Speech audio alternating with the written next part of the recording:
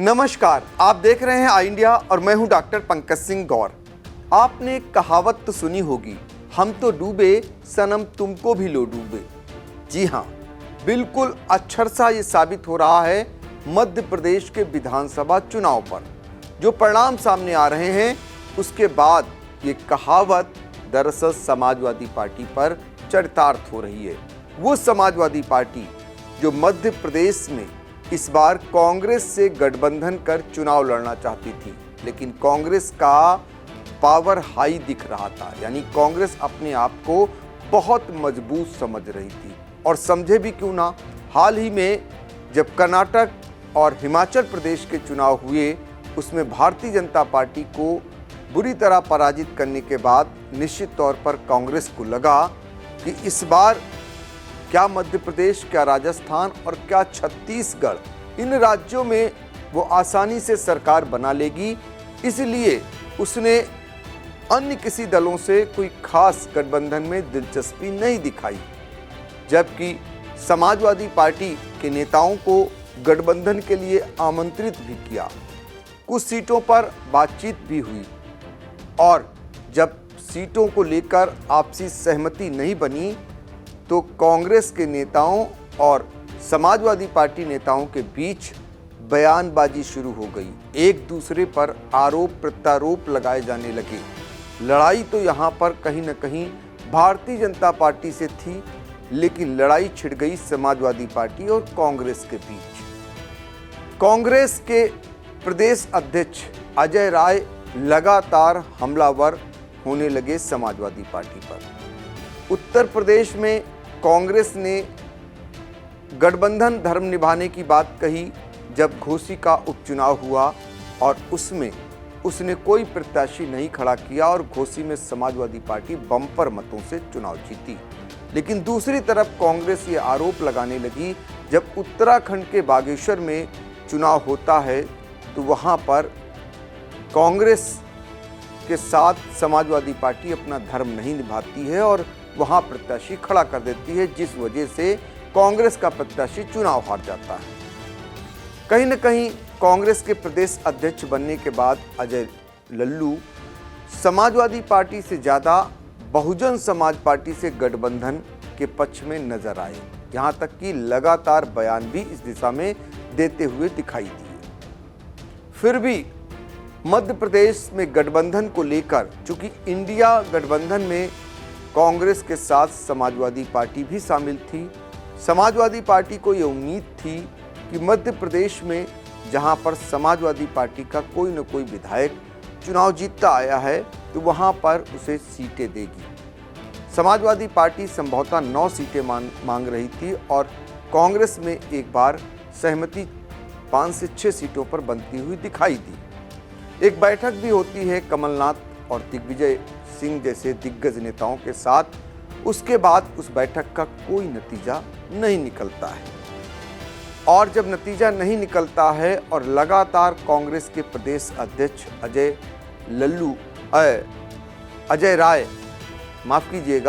राय लगातार जब हमलावर होने लगते हैं तो ऐसे में कहीं न कहीं ये बात चुभती है समाजवादी पार्टी के राष्ट्रीय अध्यक्ष पूर्व मुख्यमंत्री अखिलेश यादव को।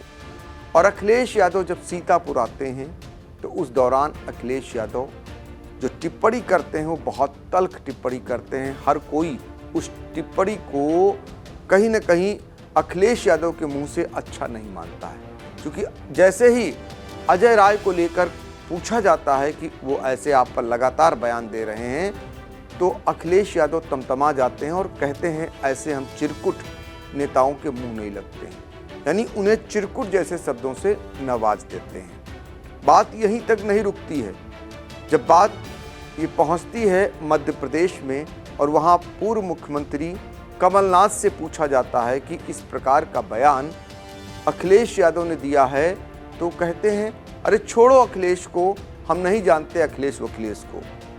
तो आप सोचिए कि दोनों तरफ से एक गुमान था, एक अभिमान था कि इस बार कुछ न कुछ अपने पक्ष में माहौल वो लोग बना लेंगे। बयान यहीं तक सीमित नहीं रहता है। इसके बाद जब प्रोफेसर राम गोपाल यादव जो समाजवादी पार्टी के प्रमुख राष्ट्रीय महासचिव हैं, उन तक पूछा जाता है, उनसे ये सवाल किया जाता है कि कमलनाथ ने अखिलेश यादव के लिए ये बात कही है, तो उन्होंने कहा कौन कमलनाथ, ऐसे छुटभइये नेताओं के हम मुंह नहीं लगते हैं। फिर बीच में बात ये आती है कि बात पैचअप हो गई है, ऊपर से एक संदेश आया है राहुल गांधी का और प्रभावशाली कांग्रेस के नेता ने बात की है अखिलेश यादव से, बात बन गई है, विधानसभा चुनाव में अलग अलग लड़ेंगे और लोकसभा चुनाव में उनका गठबंधन जारी रहेगा।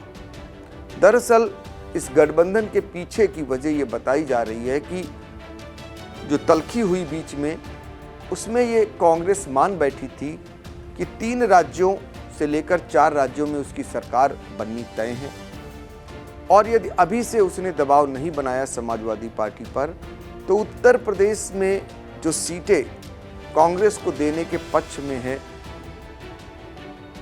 समाजवादी पार्टी, वो उसमें कहीं ना कहीं कमी करेगी, कटौती करेगी और उसे बहुत ही कम आंका जाएगा। इसलिए कांग्रेस पहले से ही दबाव बनाने लगी। दबाव को लेकर बात यहाँ तक आ गई कि इस बार बात नहीं बनी तो अमेठी और सुल्तानपुर जैसे जिलों में भी जहाँ कांग्रेसी दिग्गज नेता लड़ते हैं, प्रियंका गांधी चुनाव लड़ती हैं, राहुल गांधी चुनाव लड़ते हैं, सोनिया गांधी चुनाव लड़ती हैं, तो उनके मुकाबले भी पहली बार समाजवादी पार्टी अपने प्रत्याशी घोषित करने में जरा भी नहीं हिचकेगी। तो दबाव की राजनीति दोनों तरफ से शुरू हो जाती है। लेकिन जब मध्य प्रदेश के विधानसभा चुनाव के जो आज नतीजे आने शुरू हुए, जो रुझान अब तक आए हैं, उसके बाद कांग्रेस को यहाँ बड़ा झटका लगा। झटका समाजवादी पार्टी को भी लगा। कई सीटों पर, यानी 3 दर्जन से अधिक सीटों पर इस बार समाजवादी पार्टी ने अपने प्रत्याशी यहाँ उतारे थे और कोई प्रत्याशी उनका शायद अभी तक नहीं जीत सका है। कांग्रेस यहाँ बहुत बुरी तरीके से हारी है, जबकि 30 सालों में अगर बात करें तो यहाँ पर समाजवादी पार्टी के 13 प्रत्याशी अब तक जीत चुके हैं। ये अपने आप में बड़ी बात है। 30 सालों में 13 प्रत्याशियों का जीतना और इस बार समाजवादी पार्टी का एक भी प्रत्याशी न जीतना, ये सवाल खड़े कर रहे हैं। और ऐसे में कांग्रेस को जो बुरी तरह पराजय का सामना करना पड़ा है, देखना होगा कि जहां जहां समाजवादी पार्टी ने अपने प्रत्याशी खड़े किए थे, उनको कितने मत मिले हैं। अगर उनको ज़्यादा मत मिलते हैं तो ये माना जाएगा और कम अंतराल से कांग्रेस प्रत्याशी हारता है तो निश्चित तौर पर ये मान लिया जाएगा कि समाजवादी पार्टी के कारण ही कांग्रेस का प्रत्याशी हारा है, जैसा कि उत्तराखंड में कांग्रेसी कह रहे हैं। तो ऐसे हालात में चूंकि यहाँ पर बम्पर यानी जो भारतीय जनता पार्टी है उसे बम्पर सीटें मिलती हुई दिखाई दे रही हैं। अपने आप में एक रिकॉर्ड बनता हुआ शिवराज सिंह चौहान, जिनके लिए ये कहा जा रहा था कि इस बार मध्य प्रदेश में शायद ही भारतीय जनता पार्टी इस बार निकल सके, वहाँ का हाल ये है कि 168 सीटें अब तक रुझान में भारतीय जनता पार्टी आगे चलती हुई दिखाई दे रही। यानी पिछले साल की अगर बात करें, पिछले चुनाव की, तो 59 सीटों का यहाँ पर फायदा होता हुआ दिखाई दे रहा है सीधे तौर पर भारतीय जनता पार्टी को। ये अपने आप में बड़ी उपलब्धि है, उस समय की उपलब्धि जब 18 सालों से इसी राज्य में एक ही हाथ में यानी शिवराज सिंह के हाथों ही यहाँ पर कमान है। और ऐसे में 59 सीटें इस बार फिर से इजाफा होती हुई दिखाई दे रही हैं। ये करिश्मा दूसरे प्रांतों में, गुजरात में तो होता आया, लेकिन मध्य प्रदेश में ऐसा नहीं देखा गया। अपने आप में बड़ी उपलब्धि है। और जबकि कांग्रेस, जिसको ये माना जा रहा था कि यहाँ पर बहुमत के साथ आएगी या उसको अच्छी खासे सीटें मिलेंगी, वो सिर्फ और सिर्फ 60 सीटों पर सिमटती हुई नजर आ रही है। बुरी हार का सामना मध्य प्रदेश में कांग्रेस को करना पड़ रहा है। और आपको बता दें कि 54 सीटें पिछले चुनाव से कांग्रेस को कम मिल रही हैं। अब अंदाजा लगा सकते हैं कि कांग्रेस कहां चुनाव लड़ रही थी, कैसे चुनाव लड़ रही थी, उसका प्रबंधन क्या था। कांग्रेस में इतनी अकड़ थी, तीनों राज्यों में अलग अलग अगर बात करें, कमलनाथ अपनी ढपली अपना राग बजा रहे थे। उनके जो शीर्ष नेतृत्व थे उनसे उन्होंने साफ तौर पर कह दिया था, आप लोग अपना अपना देखिए, यहाँ हम देख लेंगे। यही हालात राजस्थान में भी थे। राजस्थान में भी यही माना जा रहा था कि जो मुख्यमंत्री हैं कांग्रेस के, वो इस बार उनके नेतृत्व में चुनाव हो रहा है और वो निकाल लेंगे। छत्तीसगढ़ का भी यही हाल था, छत्तीसगढ़ में भी कांग्रेस की सरकार थी। कुल मिलाकर तीनों राज्यों में कांग्रेस को बुरी पराजय का सामना करना पड़ा है। अब सभी जानते हैं कि इंडिया गठबंधन जो बना है, अभी 6 जनवरी को उसकी बैठक है। कांग्रेस के ही राष्ट्रीय अध्यक्ष मल्लिकार्जुन खड़गे ने उसको आमंत्रित किया है। तो ये माना जा रहा है कि अब कांग्रेस जो उड़ती हुई दिखाई दे रही थी, उसके नेता जो भाव नहीं दे रहे थे, सीधे मुंह बात करना पसंद नहीं कर रहे थे, वो कहीं न कहीं अपनी हैसियत में आ गए हैं। उनको अब आभास शायद हो गया होगा कि बिना सारे दलों को लिए, बिना अन्य दलों को लिए, क्षेत्रीय दलों को लिए उनकी दाल अकेले गलने वाली नहीं है। और जैसा कि 3 राज्यों में देखने को भी मिल गया है, कांग्रेस अपने दम पर, अकेले दम पर फिलहाल अब राज्यों में भी चुनाव फतेह नहीं कर सकती है।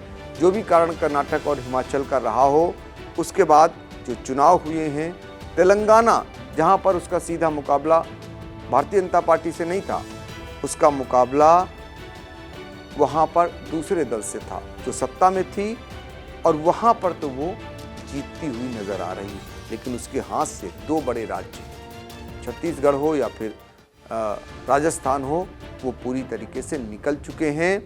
ये हार कहीं ना कहीं समाजवादी पार्टी के नेताओं को, उनके लिए कहीं ना कहीं खुशी की बात है। वो खुश हो रहे होंगे कि कम से कम कांग्रेस पार्टी अपनी हैसियत में आ गई है, और वो दल भी खुश हो रहे होंगे जिनको लेकर कांग्रेस जो है भाव नहीं दे रही थी। बहुत सारे ऐसे दल, सभी जानते हैं कि आम आदमी पार्टी और कांग्रेस दोनों एक दूसरे के विरोधी हैं, और ऐसे में कांग्रेस अपने आप को अपर मानती थी, बड़ा दल मानती थी, बड़ी पार्टी मानती है। तो वो ममता बनर्जी को भी नहीं साथ देती थी। महाराष्ट्र जाइए, वहाँ भी कमतर मानती थी अपने सहयोगियों को। तो अब कुल मिलाकर इन राज्यों के नतीजों के बाद उनके लिए भी खुशखबरी है, वो लोग भी खुश हो रहे होंगे। ये अलग बात है, उनकी धुर विरोधी पार्टी भारतीय जनता पार्टी को जीत मिली है, लेकिन कांग्रेस के साथ चूंकि गठबंधन होना है इंडिया गठबंधन में, इसलिए कांग्रेस की हार के बाद अब मनमाने तौर पर क्षेत्रीय पार्टियां जो हैं अपने राज्यों में सीटों का बंटवारा करेंगी। इसमें कोई अब संशय नहीं है, कांग्रेस की चलने वाली नहीं है। कांग्रेस के लिए यूपी में जितनी सीटें समाजवादी पार्टी पूर्व में देना चाहती थी, उससे ज़्यादा फिलहाल अब समाजवादी पार्टी किसी भी कीमत पर देती हुई नज़र नहीं आएगी।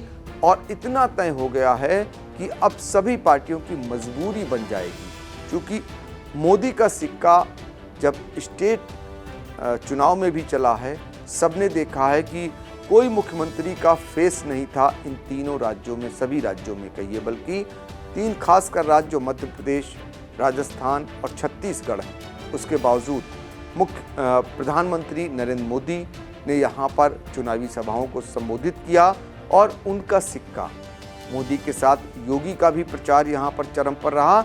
लेकिन जीत का सारा श्रेय प्रधानमंत्री नरेंद्र मोदी को दिया जा रहा है। भारतीय जनता पार्टी की ओर से ही अब देने का क्रम भी शुरू हो चुका है, और भारतीय जनता पार्टी के जो मुख्यमंत्री पद की रेस में है, वो भी इस जीत का श्रेय सीधे तौर पर प्रधानमंत्री नरेंद्र मोदी को देते हुए नजर आ रहे हैं, क्योंकि उन्हें पता है कि वो किसी भी कीमत पर गलती करने वाले नहीं हैं, क्योंकि अब मोदी की कृपा के बाद ही कोई वहाँ का मुख्यमंत्री बन पाएगा। तो ऐसे में कांग्रेस की बड़ी चूक है, बड़ी जो एक गुमान था, अभिमान था, वो चकनाचूर हुआ है।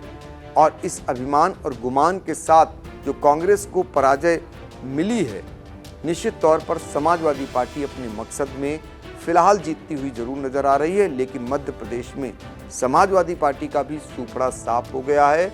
उनके भी प्रबंधन पर जो है बड़े सवाल हैं कि आखिर उनका कैसा चुनावी प्रबंधन, जो पिछले 30 सालों में 13 सीटें पाने वाले, 13 प्रत्याशी जीतने वाले, एक भी सीट नहीं जीत पाई है।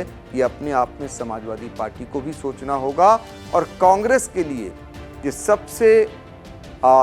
सबसे उचित समय है जो अभी से सोच समझ कर आने वाले चुनाव में यानी लोकसभा चुनाव में मोदी से कैसे मुकाबला करना है, किन क्षेत्रीय पार्टियों के साथ उसे रहना है और क्षेत्रीय पार्टियों को उतनी ही मजबूती देना है जितना वो अपने अपने इलाकों में मजबूत हैं, तभी उनकी फिलहाल कुछ नैया पार हो सकती है। अन्यथा ऐसे ही नतीजों के लिए कांग्रेस हो या उसके सहयोगी दल तैयार रहें और फिर एक बार मोदी के लिए डंका बजना नामुमकिन नहीं कहा जाएगा। फिलहाल सोचना जरूर रहेगा।